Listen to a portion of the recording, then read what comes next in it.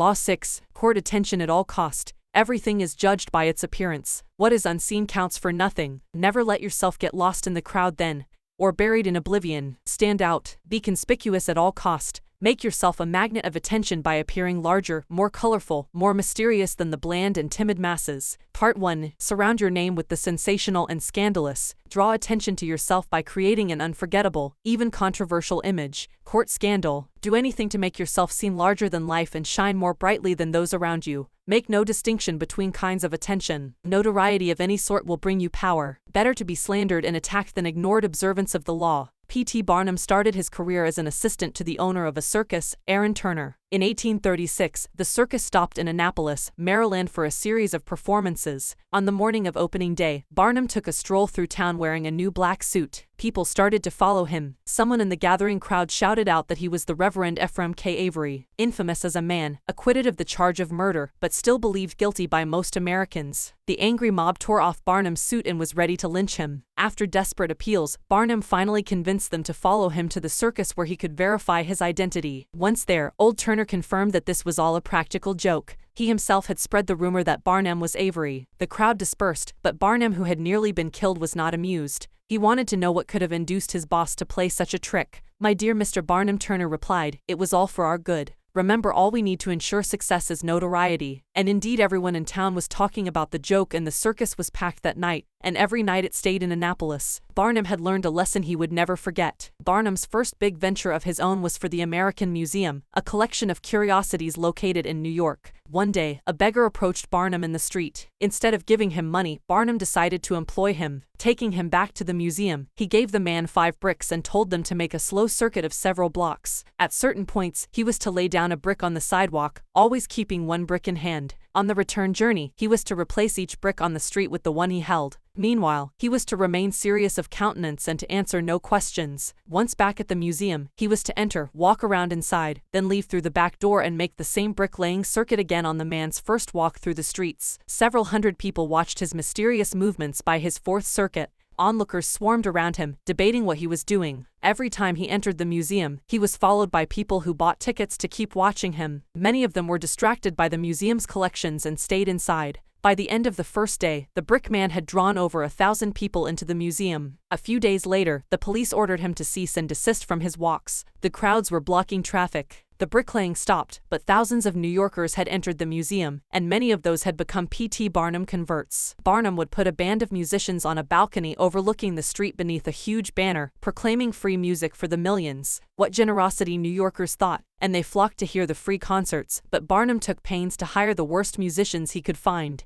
and soon after the band struck up, people would hurry to buy tickets to the museum where they would be out of earshot of the band's noise and of the booing of the crowd. Interpretation. Barnum understood the fundamental truth about attracting attention. Once people's eyes are on you, you have a special legitimacy. For Barnum, creating interest meant creating a crowd. As he later wrote, "Every crowd has a silver lining at the beginning of your rise to the top. Then spend all your energy on attracting attention. Most important, the quality of the attention is irrelevant no matter how badly his shows were reviewed or how personal were the attacks on his hoaxes." Barnum would never complain if a newspaper critic reviled him particularly badly. In fact, he made sure to invite the man to an opening and to give him the best seat in the house. He would even write anonymous attacks on his own work just to keep his name in the papers. From Barnum's vantage, attention, whether negative or positive, was the main ingredient of his success. The worst fate in the world for a man who yearns fame, glory, and of course power is to be ignored. Keys to power: burning more brightly than those around you is a skill that no one is born with. You have to learn to attract attention as surely as the lodestone attracts iron. At the start of your career, you must attach your name and reputation to a quality,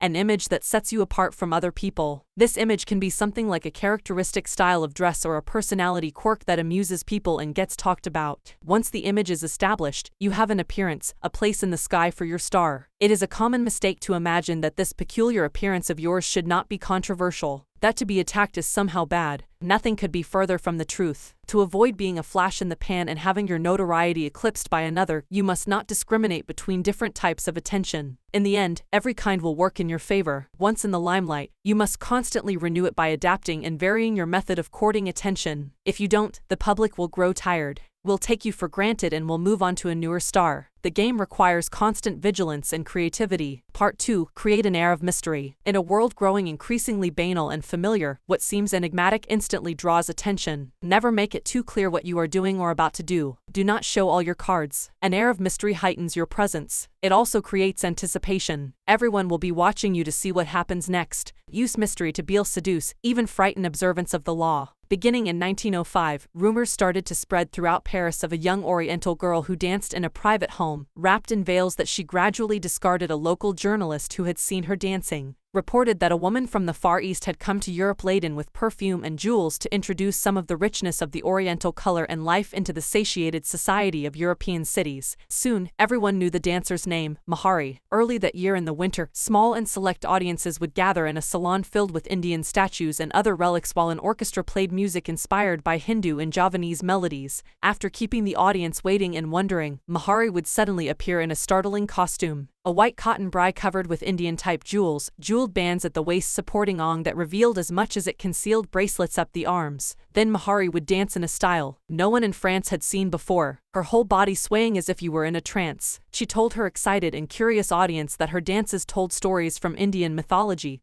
and Javanese folk tales. Soon the cream of Paris ambassadors from far-off lands were competing for invitations to the salon, where it was rumored that Mahari was actually performing sacred dances in the nude. The public wanted to know more about her. She told journalists that she was actually Dutch in origin but had grown up on the island of Java. She would also talk about time spent in India, how she had learned sacred Hindu dances there, and how Indian women can shoot straight, ride horseback, and are capable of doing rhythms and talk philosophy. By the summer of 1905, although few Parisians had actually seen Mahari dance, her name was on everyone's lips. As Mahari gave more interviews, the story of her origins kept changing. She had grown up in India. Her grandmother was the daughter of a vase princess. She had lived on the island of Sumatra, where she had spent her time horseback riding, gun in hand, and risking her life. No one knew anything certain about her, but journalists did not mind these changes in her biography. They compared her to an Indian goddess, a creature from the pages of air, whatever their imagination wanted to see in this mysterious woman from the East. In August of 1905, Mahari performed for the first time in public. Crowds thronging to see her on opening night caused a riot. She had now become a cult figure, spawning many imitations. One reviewer wrote, "Majak personifies all the poetry of India. Its mysticism, its voluptuousness, its hypnotizing charm." Another noted, "If India possesses such unexpected treasures, then all Frenchmen will immigrate to the shores of the Ganges." Soon the fame of Maha and her sacred Indian dances spread beyond Paris. She was invited to Berlin, Vienna, Milan. Over the next few years, she performed throughout Europe, mixed with the highest social circles, and earned an income that gave her an independence rarely enjoyed by a woman of the period. Then, near the end of World War I, she was arrested in France, tried, convicted, and finally executed as a German spy. Only during the trial did the truth come out. Mahari was not from Java or India,